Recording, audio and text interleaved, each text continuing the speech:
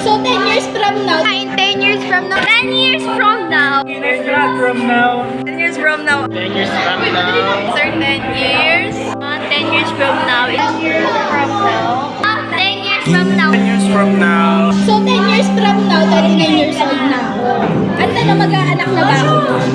Kasi kapag nag-anak ako ng 25, parang masyadong bata, hindi ko pa nag-travel yung buong mundo.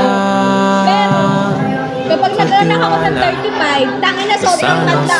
Matitipirin ko yung anak ko sa elementary, sabihin, Lola mo, ayoko! 10 years from now, madami ka ng pera ka. Tsaka sana ako din. Tsaka sana, makatravel na ako ng ibang bansa. Before pa ako mag 30 years old, sana di pa ako patay niyan. Sana di pa ako dinadialysis. Sana hindi ako sakitin. Sana malakas ang katawan mo, tol. Kasi tanga na tayong pangarap sa buhay. Ikaw din, Kat. I love you. 10 years from now, mayaman na ako. Marami na akong pera. Pumunta na ako sa ibang bansa. Tapos, Pira-piraso ayayin mo lang sila. Mga Sobrang buto musik sila. Tapos kakain kami. Libre nila ako.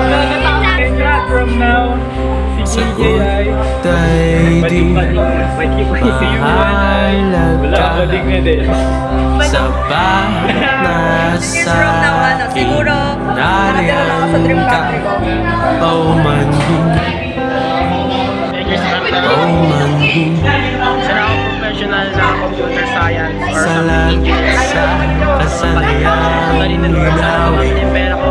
Sana makita ko na yung future while na mistake. Sana mag-good morning sa akin. I love you. Pag-uwan ako pagtapos ng trabaho. Pahintunutan Hard work pay mo off. ako At nasa ibang bansa na kami, nasa Canada na kami. Tapos sobrang sarap na ng buhay na namin. Ay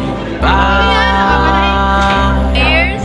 pakilala Ko sana sa'yo ang mundo Nasa ibang bansa na. Mga 10 years from now, isa na akong traveler sa Canada. Nakaget na rin ako ng license sa psychology. Isa na akong, tumasa na ako sa board exam.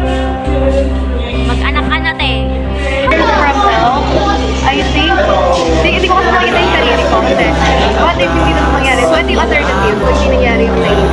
And from now, tapos na ako, siguro 2 years na ako dito sa work, nag-travel na ako. And mga 1 year ako dito, tapos, nagkakasawa na ako. Tapos, pag nagkasawa na ako, hindi pa din Canada, doon kami titira. Then, 10 years from now, wala na ako dito sa Pilipinas. Pag-citizenship na ako sa ibang Iiwan bansa. kami 10 years from now, I'm still studying. Pero di ko lang kung ano, probably I'm taking a doctorate degree or industrial engineering. But yeah, wish that all goes well. So, parang ganun na rin sa buhay ng mga classmates ko. Yes, it's me. Graduated 32 na. And currently, nasa high school, but sana, I see myself 10 years very successful.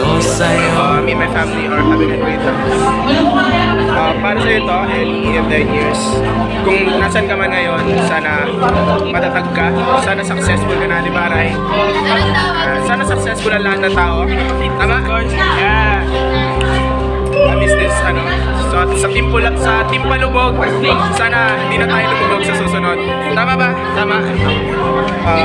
See you in 10 years, Ellie, and all the people around me. Thank you very much, guys.